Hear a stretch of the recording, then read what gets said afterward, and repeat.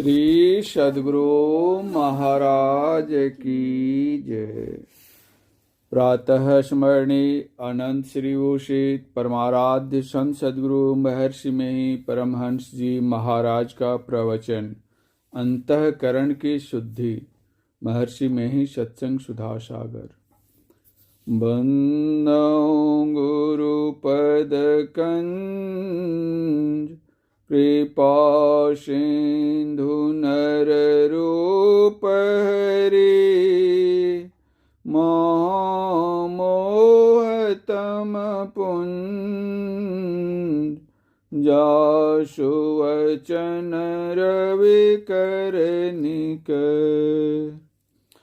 प्यारे लोगों, अपने शरीर को शौच से पवित्र करो, किंतु इतने से ही यह पवित्र नहीं होता है। हृदय की पवित्रता असली पवित्रता है। हृदय में पाप विचार न आने से हृदय पवित्र होता है। हृदय में पाप विचार आने से पाप करते हैं। इस पाप विचार से लोगों को डरना चाहिए। पाप विचार करने से बाहर में लोग नहीं देखते हैं, किंतु परमात्मा सभी जानते हैं और देखते हैं।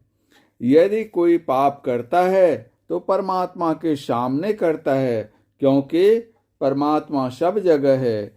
बाहर में भी यदि कोई किसी को पाप करते देख लेता है तो लोग उसे दूर दुराते हैं। इसलिए पाप नहीं करना चाहिए। पाप करने वाले को लोग लजाते भी हैं।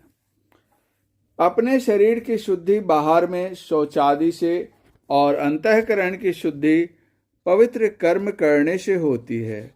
तुम्हारा शरीर शिवालय है, विष्णु मंदिर है। इसके लिए पैसे खर्च करने की जरूरत नहीं। अपना अंतःकरण शुद्ध करना होता है। बाहर में लोग शिवालय देवालय बनाते हैं। इससे संसार में भले कुछ प्रतिष्ठा हो, किंतु उससे मोक्ष नहीं मिलता। यदि अपने अंतःकरण को शुद्ध करता तो उससे मोक्ष हो जाता। संतों ने कहा कि यदि अपने को शुद्ध करके रखो तो तुम्हारा शरीर शिवालय है।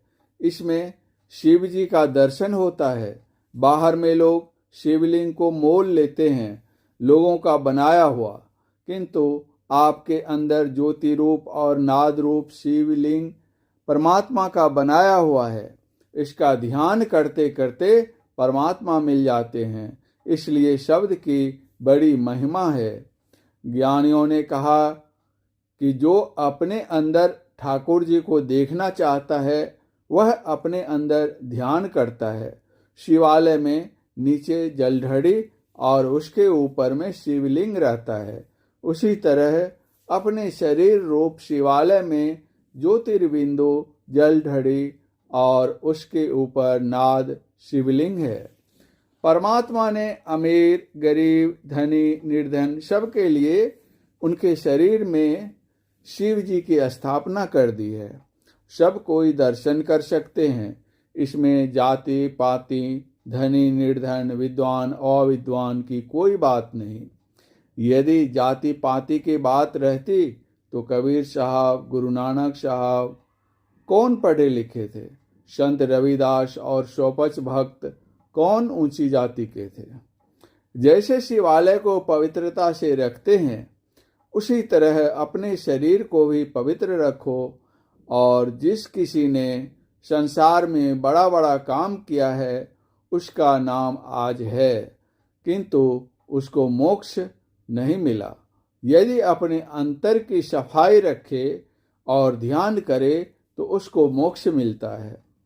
पंच पापों से बचो। संतों ने लोगों को मोक्ष प्राप्ति का ऐसा सरल उपाय बताया है कि लोग संसार में हैरान न हो।